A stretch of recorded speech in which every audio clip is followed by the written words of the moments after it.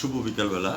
অশেষ ধন্যবাদ জানাচ্ছি আমাদের আলোকিত মানুষ হিসেবে এখানে উপস্থিত আছেন আমার স্নেহের ছোট ভাই জাভেদ ব্যাপারী ভাই। আপনাকে আমি ধন্যবাদ জ্ঞাপন করছি। আমার ব্রাইট নিউজ 99 চ্যানেল এবং জাতীয় পত্রিকা দৈনিক আছে আলোকিত সকাল থেকে আমি সাংবাদিক ফরাদ ভাই আপনার সঙ্গে আছি।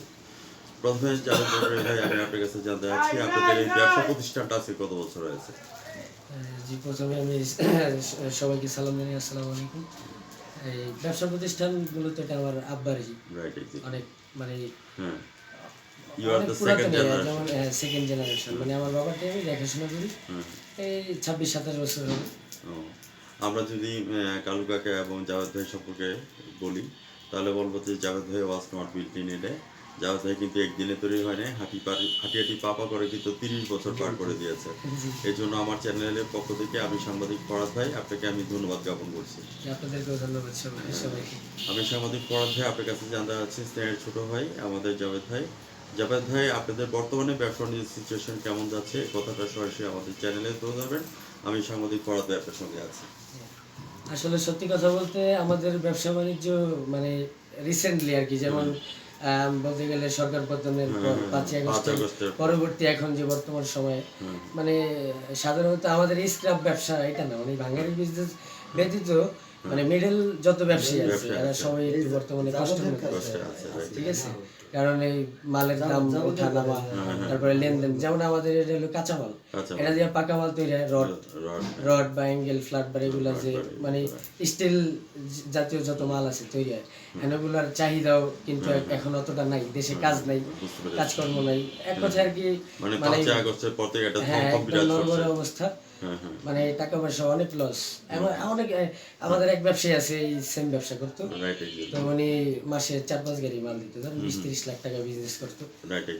তো উনি এখন মনে করেন যে আপনার এক কথায় হকার, ঠিক আছে, হকার আর কি, মানে ভ্যান দিয়ে ঘুরে ঘুরে মাল কিনে, এই অবস্থা। তো আপনাকে অসংখ্য ধন্যবাদ। আপনার সাথে আমি সমত পোষণ করছি আমি সাংবাদিক ফরহাদ ভাই, যে 5 আগস্টের পরে থেকে দেশ কিন্তু আপনার থমথম বিরাজ করছে। এই জিনিসটা তুলে ধরার জন্য আপনাকে অসংখ্য ধন্যবাদ জ্ঞাপন করছি। পরবর্তীতে আমি জানতে চাচ্ছি, আমি সাংবাদিক ফরহাদ ভাই আপনার কাছে জানতে চাচ্ছি আপনাদের যে প্রোডাক্টগুলি এগুলি কোথায় কোথায় থেকে কালেকশন করেন? এগুলো আসলে আমাদের শরীয়তপুর জেলায় তো আসলে আপনার বাণিজ্যিক কোনো কলকারখানা নাই বা গার্মেন্টস শিল্প বলতে গেলে মানে ওরকম আধুনিক কোনো বড় কোনো প্রজেক্ট কিন্তু নাই। তো সেক্ষেত্রে আমাদের এই মালামাল কিন্তু মফস্বলের গ্রামগঞ্জের যে এই ঘরভাঙ্গা বা কারো টিলার ইঞ্জিন চালিত যে পার্সপাতি গাড়ির এগুলোই মাল, এছাড়া আমারই কোনো ওরকম বড় কোনো আকারে মালামাল হয় না। এখান থেকে আপনারা ডেলিভারি এগুলি কোথায় কোথায় দিয়ে দেন? এগুলো আপনারা আমার যেমন কাগজের মিল, পেপার মিল যেটা ঢাকা যায়, কাশপুরের দিকে, মেঘনায়, ইসলামপুরও যায়, ইসলামবাগও যায়। আবার আপনার কিছু মাল আছে যেমন এই যে সিলভার আইটেম, অ্যালুমিনিয়াম যে মালগুলো, এগুলো আপনার মিটফোর্ডে যায়, যে বিসি শিল্পনগরীতে যায়, ওইখানেও যায়, সেটাই আর কি, মানে সরাসরি মেল ফ্যাক্টরিতেই নিচ্ছে। আপনারা এটাকে কস্টিং করে নিচ্ছেন কত করে আর ইয়ে করছেন কত করে? এটা তো রিসাইকেল করতে হয়, রিসাইকেল।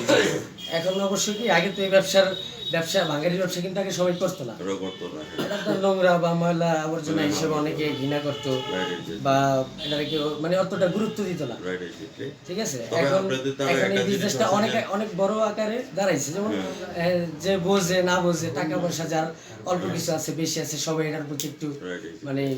তবে একটা কথা সুন্দরভাবে বলতে হয় জাভেদ ভাই, আপনাদের দ্বারা কিন্তু নিট অ্যান্ড ক্লিন করা আছে, পরিষ্কার পরিচ্ছন্নতা চলে আসছে, এটার জন্য কিন্তু জাভেদ ভাই এটা আপনাকে বিশাল পজিশনের জন্য অসংখ্য ধন্যবাদ। এর মধ্যে আমাদের একটা আইটেম আছে যেমন আপনার টায়ার, যেটা গাড়ির চাক্কাগুলো, এগুলো এখন আগেও চাহিদা ছিল পুরাতন, এখন নতুন কিন্তু অনেক দাম বেশি। যেমন আপনার ওই যে টায়ারের ফ্যাক্টরি তো কতগুলা পুরা ফেলাইছে, এখন এই পুরাতন যে টায়ারগুলো এগুলো কিন্তু আপনার মশা এগুলা উৎপাদন হয়। এখন এটা যদি কোনো রিসাইকেলিং সিস্টেম না থাকে সেক্ষেত্রে যেমন একটু আমাদের দেশের সাধারণ জনগণ সবারই একটু যেমন এটা ইটের ভাটা বা এরকম জাতীয় জায়গাগুলো চলে। আবার ইদানিং দেখলাম কিছু জুতাও বানায়, দেখলাম ওই যে বার্মিস টাইপের জুতা ওই টায়ার দিয়ে বানায়, ঠিক আছে? এখন এই ফ্যাক্টরিগুলো ইদানিং বন্ধ, আপনার সরকার 5ই আগস্টের পরে এই ফ্যাক্টরিগুলো বন্ধ হয়ে গেছে, ঠিক আছে? তো এগুলো এই জন্য আর কি এইসব ব্যবসাটা এক পর্যায়ে অনেক ড্যামেজ অবস্থা। আপনি এখানে ইনভেস্ট করেছেন কত টাকা?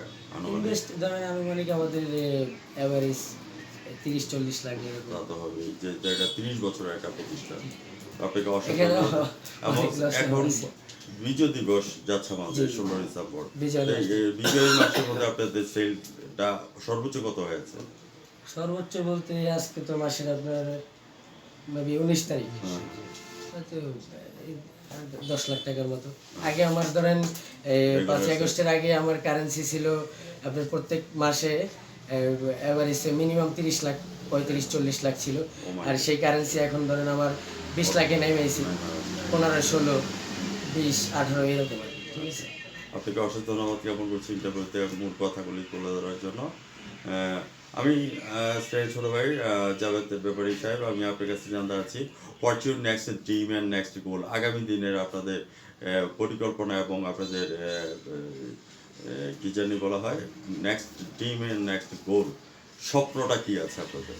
আসলে স্বপ্ন বলতে দেশের বর্তমান পরিস্থিতি, সাধারণ মানুষের নিরাপত্তা, নিরাপত্তা। দেশের উন্নয়ন যাতে অগ্রযাত্রার ধারাবাহিকভাবে থাকে, নতুন একটা গভর্নমেন্ট দরকার, রাইট, সাধারণ মানুষের নিরাপত্তা দরকার। আর এই ইস্পাত শিল্পের উপরে বাংলাদেশের অনেক মানে কিছু দেওয়ার মতো আছে, অনেক নজরদারি করতে। যেমন বাংলাদেশে আমি যতটুকু আরও মানে 3-4 বছর আগে পত্রিকায় দেখছি যে আপনার এই 5 লক্ষ মেট্রিক টন ওভার রড উৎপাদন হয়, মানে এটা চাইলে বিদেশে ইম্পোর্ট করতে পারে।